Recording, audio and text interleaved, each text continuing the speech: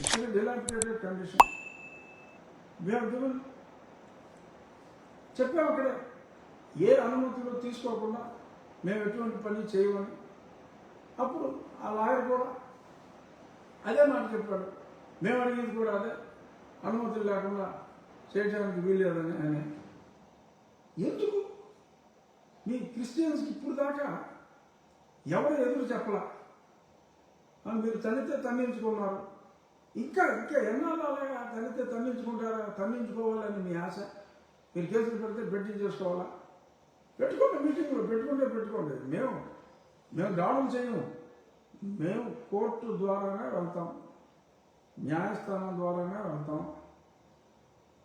Supreme court తీర్పుని అనుసరించవలసిన బాధ్యత ప్రభుత్వం మీద ఉంది, రాజ్యాంగాన్ని అనుసరించవలసిన బాధ్యత ప్రభుత్వం మీద ఉంది.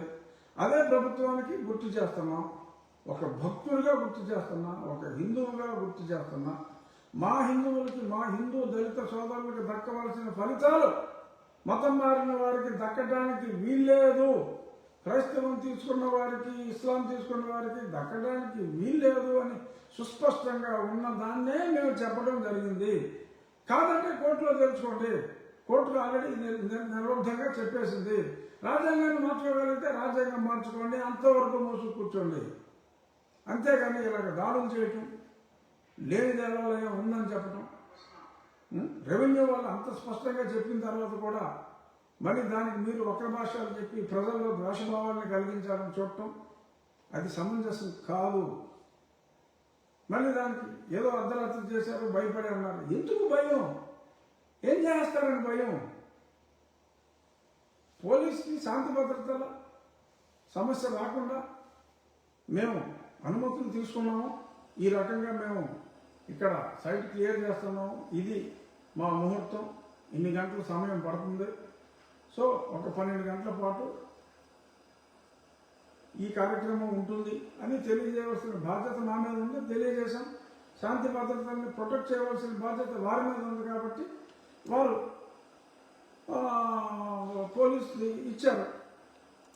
మళ్ళీ మే 3వ తారీఖు ఉదయం 7:14 అది ముహూర్తం. సూర్యుడు తెల్లారగానే రఘురామకృష్ణరాజు అక్కడ పూజా కార్యక్రమం అంటే స్పెసిఫిక్ శంకుని మరి శంకుస్థాపన అంటే ఆ గుడి ఫిజికల్ వర్క్ మొదలు పెడతాం, స్థలానికి సంబంధించిన వర్క్ అంతా చేస్తాం. ఇప్పుడు టెంపుల్ ఫిజికల్ వర్క్ స్టార్ట్ చేస్తాం 7:14 ఈ ముహూర్తం 7:14 పెట్టాం. మళ్ళీ అది చేసిన తర్వాత ఉదయమే మళ్ళీ ఇలా చేసుకున్నారని చెప్పి మళ్ళీ మీరు మాట్లాడుకుంటారేమో, మీ సోకాల్ క్రీస్తు మేధావులు స్పెసిఫిక్గా అనవలసి వస్తుంది.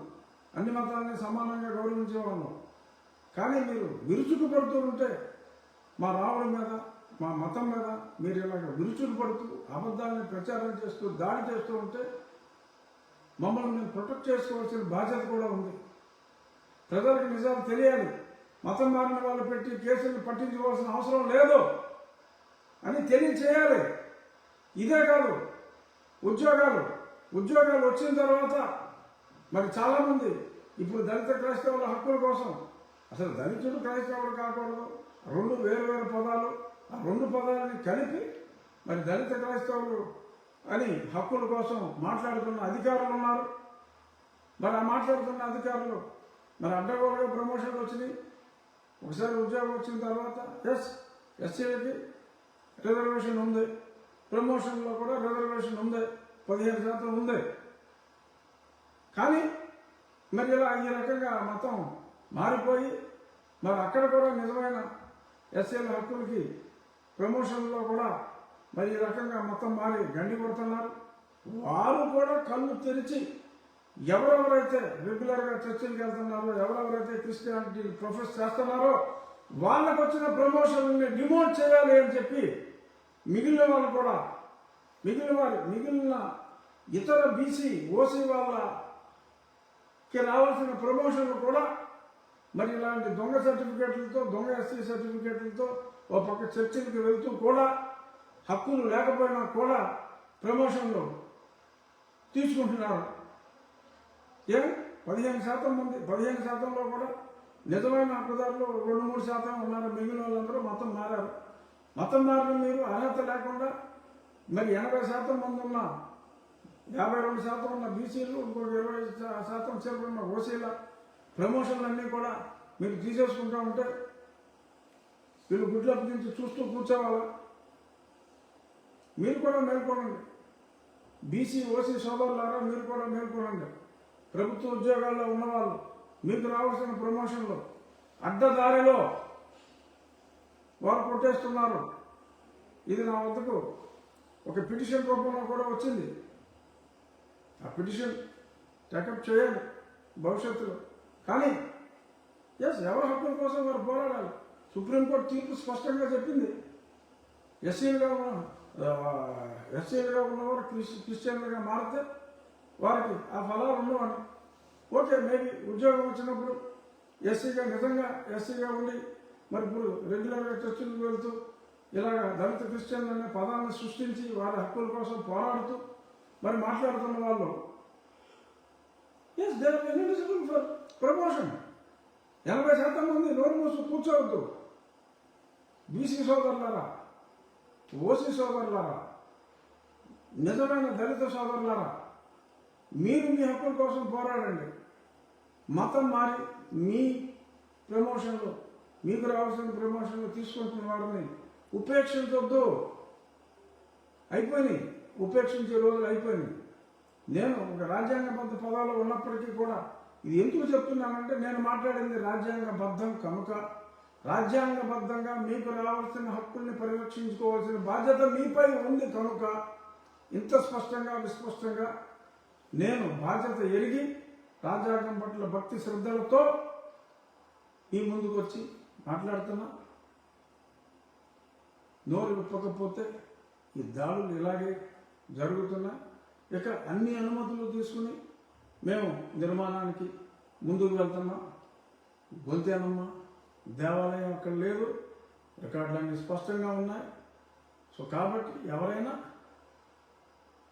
తమకి మేము ఇందాక చెప్పినట్టు జోసెఫ్ని, జాన్ని, జార్జ్ని అయ్యా మా రామాలయం కట్టుకుంటాం, మీ అనుమతి ఇవ్వండి అని అడగవలసిన దుస్థితి లేదు, ఉండదు. కోర్టు అనుమతులు,